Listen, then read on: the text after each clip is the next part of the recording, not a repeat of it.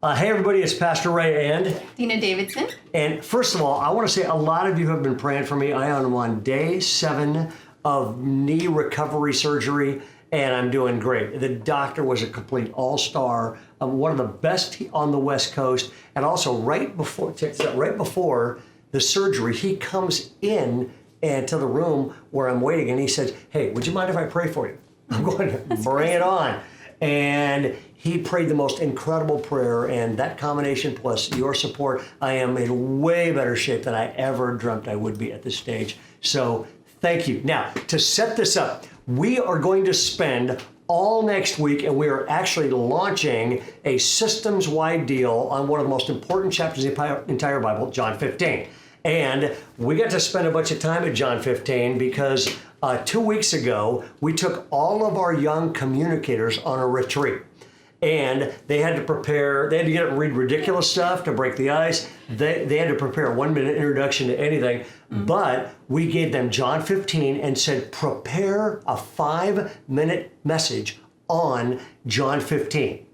Which is a tough thing to do because it's one of the deepest, most powerful things ever written in the entire Bible.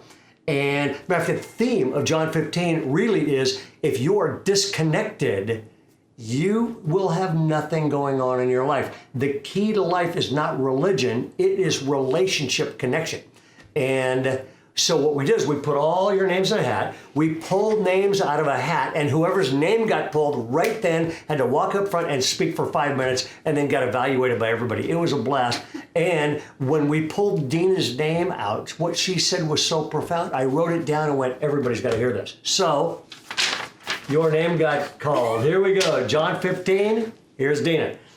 Okay, so I was spending some time with my new daughter, Riley. She's brand new to the world. She's about 4 months old.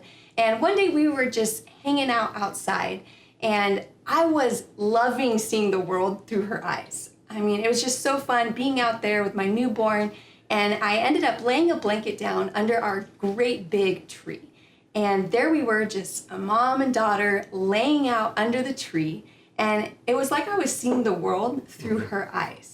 And her favorite color is green right now, so it was perfect. And so there we were, just laying under the tree, looking up, and I was seeing green, green, green, just green, green, green, green, green, when all of a sudden I saw brown. And I saw brown, and I saw brown, and I saw brown. Up in the tree. Up in the tree. All these leaves were somehow brown. And now I'm no longer thinking like a mom. Now I'm thinking like a homeowner, thinking, why is my tree dying? What disease has it caught? And as I sat there just pondering what is going on, I saw it. I saw that a branch, an entire giant branch, had actually disconnected from the tree. And it hadn't dropped to the ground. It was still hanging in the tree, but because it was disconnected, all of its leaves had died and it had turned brown. And that was so crazy. And I just remember thinking, that is a perfect image of what John 15 talks about. Which is the whole subject of? Absolutely. It's all about remaining in Jesus. So Jesus says, remain in me and I will remain in you. And in fact, the part of the message that really stuck out to me is that if you do not remain in me, you are like a branch that is cast away and withers. And I just remember having this thought as I looked up at the branches. This is what Jesus was talking about. It was still hanging out with Jesus. Or the tree branch was still hanging in the tree, but it was disconnected. And I thought, so many Christians, that's how we live our life. We're hanging with Jesus, but we're not connected to him. We come to church every weekend, but we don't spend any time with him. And so if we're not careful, we can become just like my tree branch that was cast away and withers because it wasn't connected to the true source of life. Such a great point, because we're in a living room and Dena says this, and the entire group looked at her and said, I know exactly what that feels like. And so do I.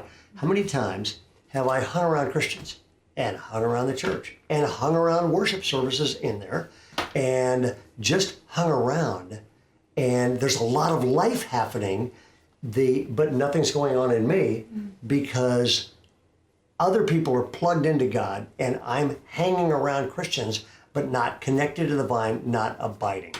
And I actually think all of the great stuff that is ever going to happen for you first has to happen in you.